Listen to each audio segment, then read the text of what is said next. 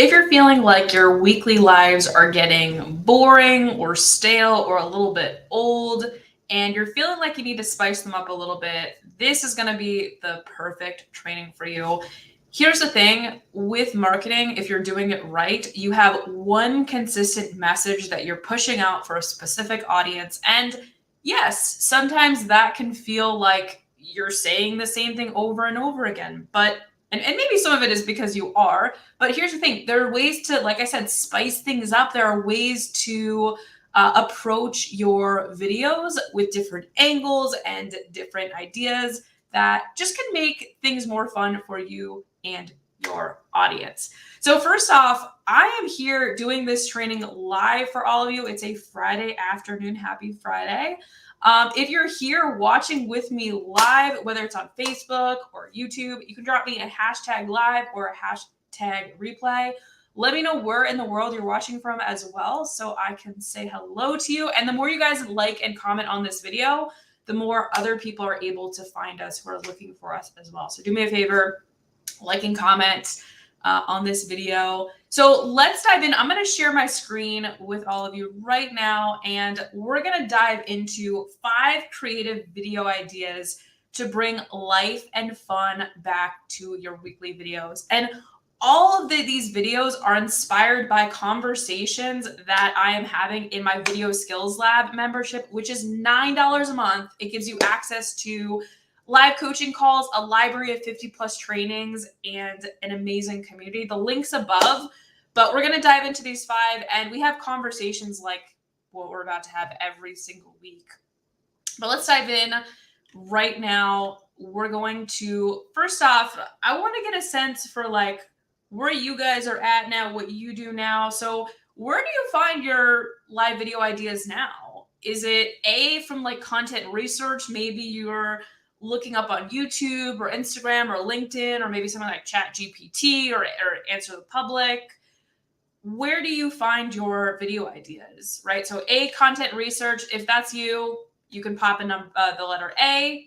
Maybe your B, where you leverage your audience, you run polls or you ask questions. So if that's you, you can put B. Maybe you're C, where you just wing it. You just wake up and decide what to create video on randomly, and hopefully it works out for you. Comment C if that's you. Maybe you're D, you go by the frequently asked questions you get, either through email or from your audience or from your clients. Or maybe E, there's something else I haven't said. Maybe there's another option. So let me know where you're at with that. I see Marina saying A, someone else saying C. Awesome. Okay, good to know. So let's dive in. We're gonna hit idea number 1.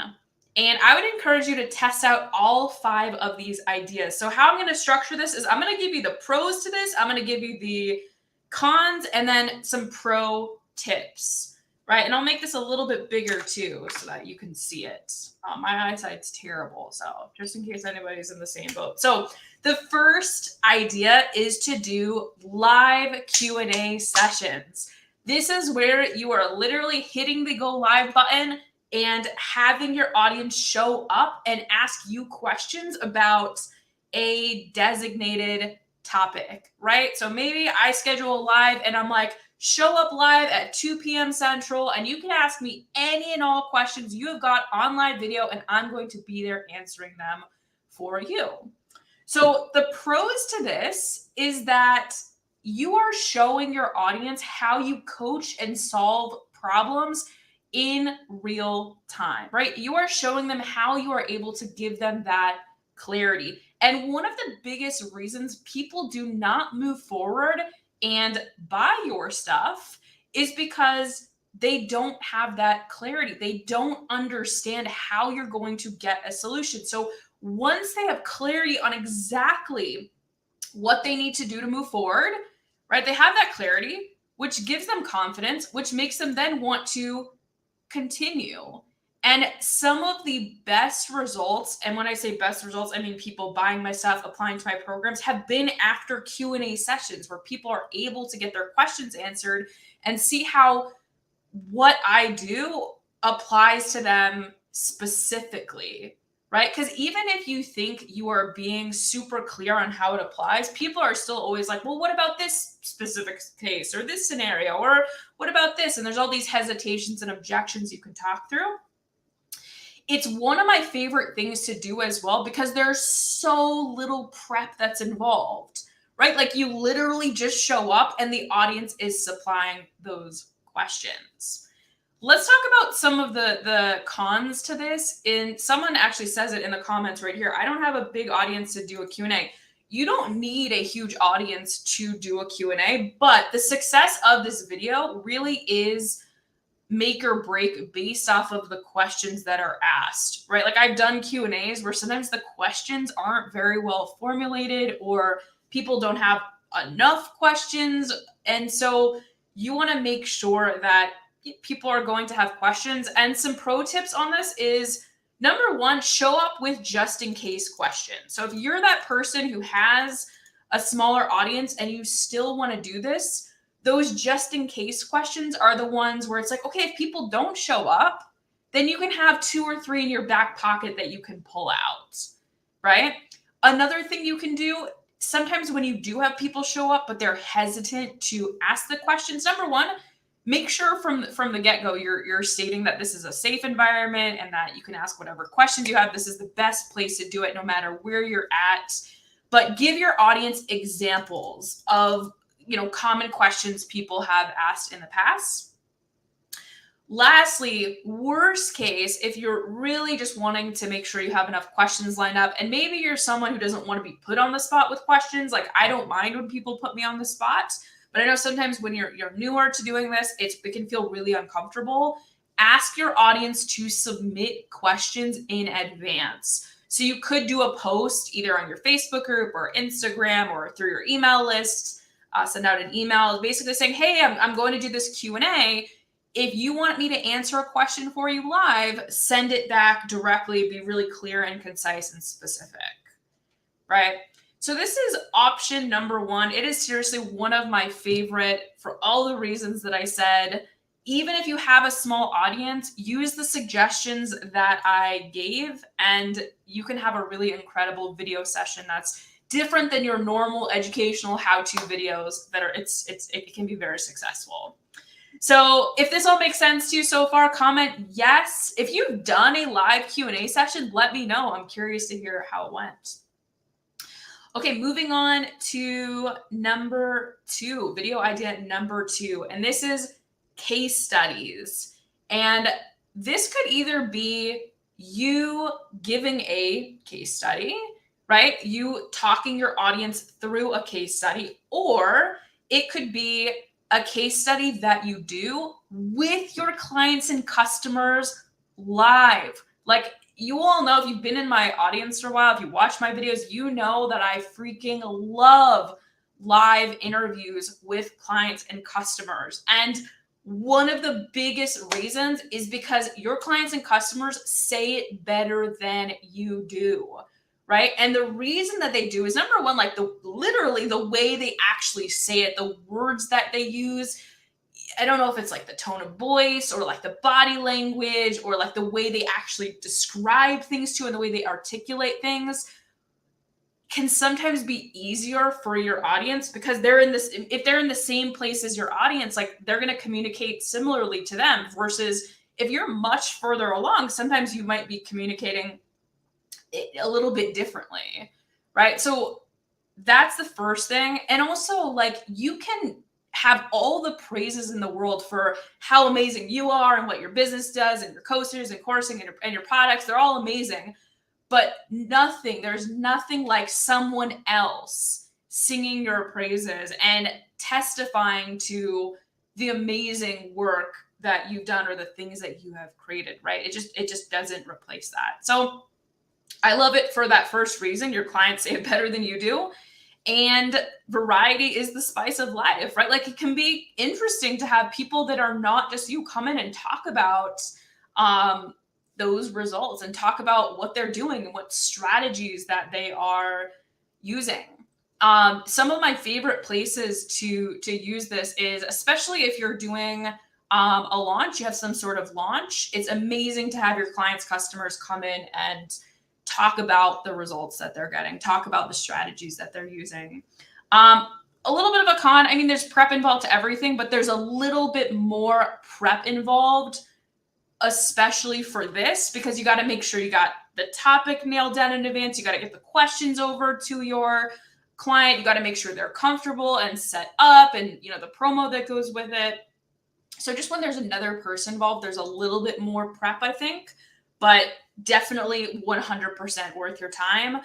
The biggest thing, if you take away anything from watching this video idea number 2, you got to make sure you are asking yourself this question right here before you actually hit that go live button.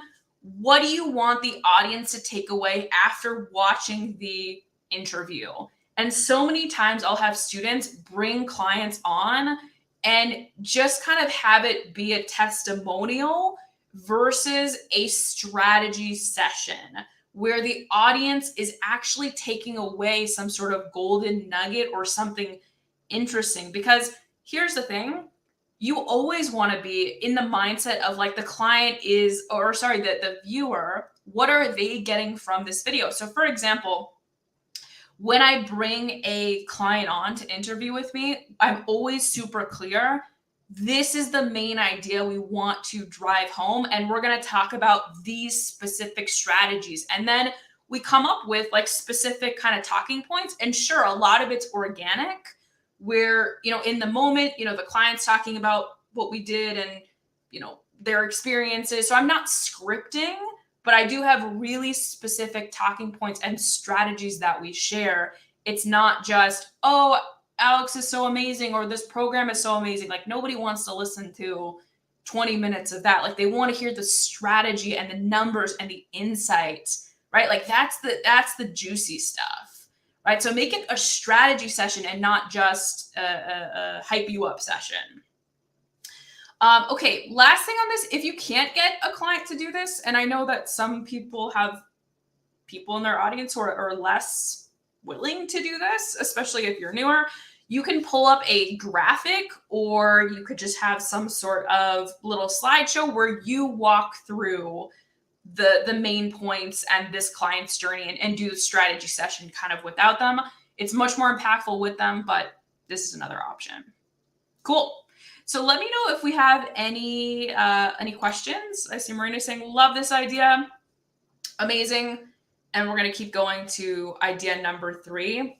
This is legit another favorite of mine and such an incredible way to do so many things aside from just engaging your audience. So live guest interviews is the next one. This is where you are bringing on guests to your live videos that have the same audience, but are non-competing. So an example of this could be you're a strength and conditioning coach, right?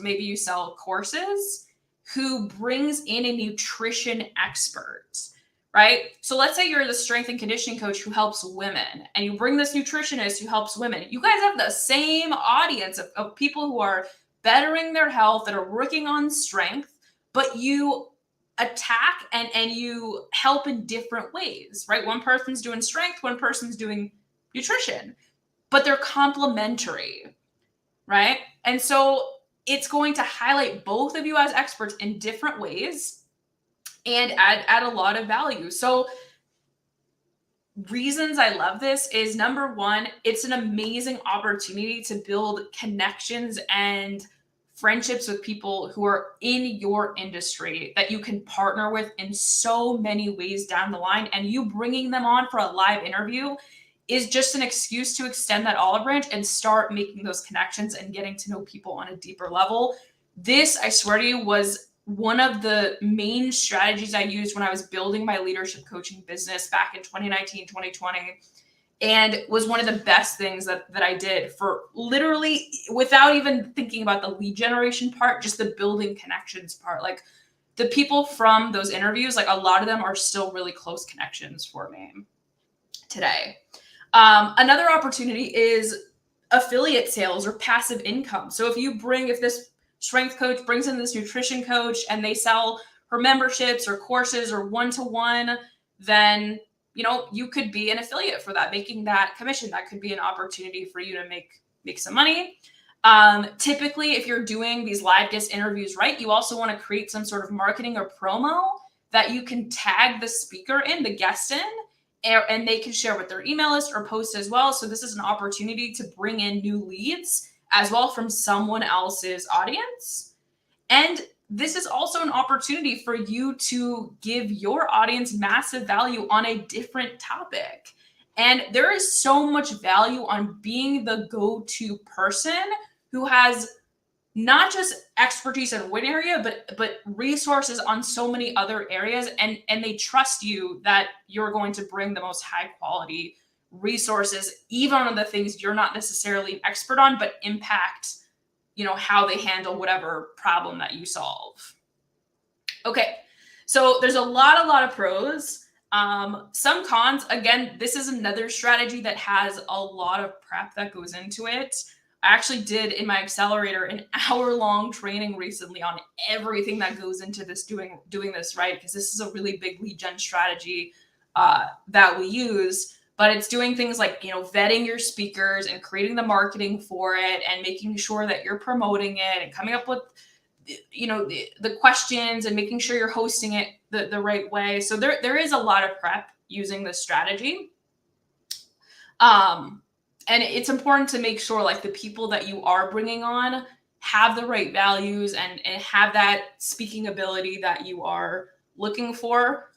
One of the lessons I think I learned the hard way when I was leadership coaching was bringing people on without doing enough vetting, and then halfway through the live just being like sort of horrified and like, who did I just bring on? And like, why did I not vet a little bit more carefully? It was nothing too bad, but just things that didn't exactly sit right that I didn't really want to be a part of. So definitely vet people before you bring them on for sure. So pro tips on this is, one, ask for recommendations from your audience. So if you have an audience, like ask who they would want to see during your weekly lives. And then when you pitch the speaker, you can say, hey, 5 people or 2 people or 1 person from my audience really recommended you to be a live guest, and I would love to have you. Like that has way more impact and connection to it when they get a pitch like that. And just make sure, like I said, make sure the person's the right fit. Listen to sample videos or presentations before you actually invite them on to avoid what I said. Okay, I see Maureen asking a good question. Do you offer this only in your lives in your free group or in your membership as a bonus? This is a good question. I have a bunch of live interviews you guys are going to see coming up.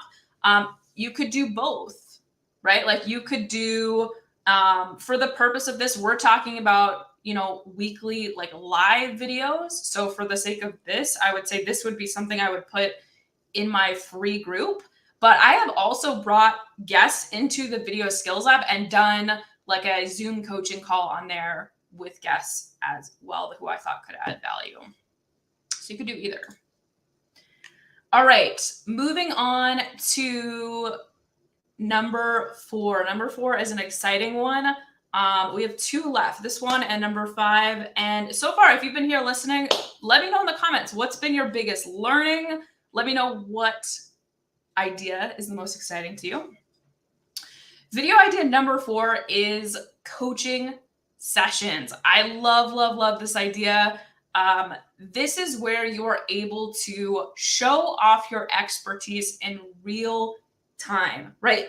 And how this would look would essentially, you would get permission from either a client or someone in your audience who you would be able to coach on a specific topic. So before you would get on live, you would talk with the person and ask, what question or problem are we going to solve? And then you would essentially coach them through this problem or help them do something like this. So let's think of examples. Maybe you're a copywriter and you have a client's landing page pulled up, and on that coaching session live, you are literally auditing their landing page, right? Other things that I have done, examples that I've done, are literally auditing people's video scripts, right? And giving them feedback. This is actually something I do every single week in the Video Skills Lab. I do like a live type coaching session where I audit scripts. Let's think of another example. Let's say you are a meal prepping strategist, or you help moms meal plan. I have a client I just talked to who does that. So let's say you're a meal prep strategist, right? Maybe you take a look at your client's meal plan. You have the doc pulled up and give them feedback on that, and make suggestions and talk through it. And you basically show what a coaching session looks like. Right? So it shows off your expertise in real time. You're able to demonstrate how you're coaching a problem. Cons to this, and it's not even just a con, you just have to like be careful, is you got to make sure you've got someone who's like a really good learner and someone who's coachable. So like ideally, you know the person on some level, because the worst thing would be to get on this live and the person isn't really receptive, or like is a little bit ornery, or whatever. Like it just doesn't go as well as it could. So you just want to make sure you have someone who's really open and coachable. And again, there's some coordinating and planning that goes into this. I think less than other things like live interviews, because again, you're going to do the coaching and all that organically on this session, but there's still a little bit of planning.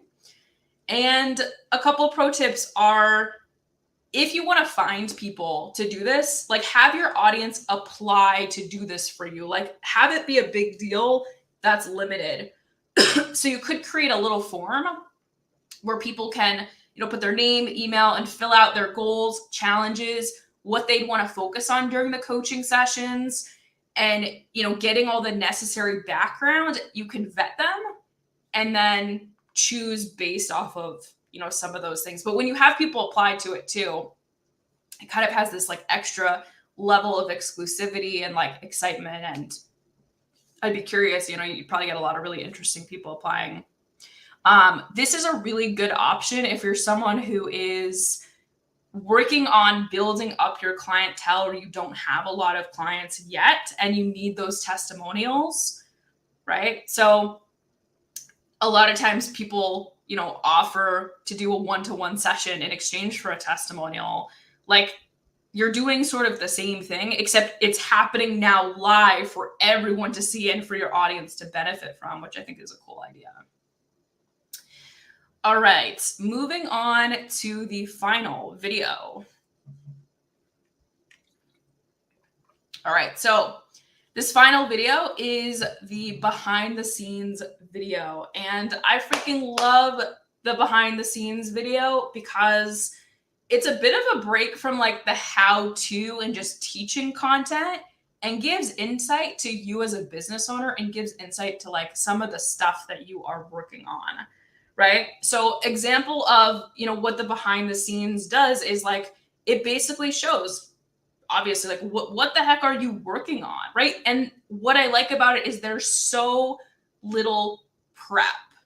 So how you basically do this well is you want to do things like share your screen. So it could be you're working on an event and you share the sales page, right? It could be that you are working on a new course and you share the course dashboard and you talk about what you're building into it. It could be that you show the slide presentations that you've got going on for the next event that you're working on, or for your next speaking engagement, or whatever. Like whatever you are working on, share your screen and, make sure that your audience can benefit from it. So that leads me to this next piece is, and we said this earlier, where you want to constantly be asking yourself, okay, this content is about me, but what is in it for the audience? What is the audience taking away from this video? So if I do a video on my course dashboard, right? Like, sure, I'm going to show you the behind the scenes, but I want to talk about also like what's happening in the industry right now with courses, or what's happening in the industry now with courses in your field, and what are they doing now, and what are you doing differently? So you're giving them insight into how you think about it, and what's going to be different, which I think could be really interesting. It could be, talking about, what's in, if you're showing off a sales page on an event, it could be you sharing a little bit about what's included in the event and, the decision-making that went into it. And you got to think about like what your audience is kind of interested in. I'm going to give an example. The cons to this strategy is like it can be super boring if it's not relevant to your audience, right? And you're just sort of sharing. A really good example is Liz Wilcox, who has the $9 email marketing membership. She's amazing if you don't know who she is. But she recently did this training on basically sharing the behind the scenes of her sale that she really recently did. Every couple months, I think she does this launch where she has people buy a year of her email marketing membership and they get like this big there's like perks to doing it. And she did a video training on like the behind the scenes of the launch and like what went into it. And it's still on my list to watch the replay, but when I saw that, I'm like, oh, that's brilliant. Like her showing the behind the scenes, like that's what her audience wants to know. Like she has this audience of entrepreneurs who are also selling memberships and courses. So even though she's an email marketing expert, she's sharing this behind the scenes as content and building authority. So such a good example of that. It only works for her because she has an audience of entrepreneurs that it's relevant to. If you are a dog trainer and you have an audience of parents with little kids or elderly people that don't run their own businesses, I probably wouldn't share the behind the scenes of your annual pass launch. But if you were a dog trainer with an audience of entrepreneurs, then yes. So the point is just make it relevant, the behind the scenes relevant, and have some sort of learning that they take away from this. All right, let me see if you guys have any questions in the comments. I see someone saying, can't hear you. That's weird. I don't see anybody else saying that. So let me know if you can hear me okay. Hopefully you can. But I hope you guys got a lot of value out of listening to these 5 ways you can mix up your videos. Again, we've got the live Q&A sessions. We've got the case studies, the live guest interviews, the coaching sessions, and then lastly, these behind the scenes videos. And so test these out, right? So I think a lot of times people ask me, what's the best video to do or the best topic or the best script? Like, I'm here to provide you with like a menu of options and I can help give you some of the things that are trending, right? But you got to test these things with your audience, right? Like you got to see what they respond to the best and keep taking action to figure it out. So if one thing doesn't work quite well, try another thing and like keep honing in and seeing what's working and keep troubleshooting. So let me know if you guys have any questions. I see. Okay, keep the word. Can hear you now. Awesome. Thanks for the great session. Feeling inspired. Thank you. Great stuff. You guys are so welcome. So glad this was so helpful. If you have any questions, you can drop them below. But otherwise, that is it for today. It was so great spending Friday afternoon with all of you, or evening or morning, depending on where you are in the world. If you watch with me live, you can drop me a hashtag live, or if you watch the replay, you can drop me a hashtag replay and let me know what your biggest learning was after watching this video. And I'll see you real soon.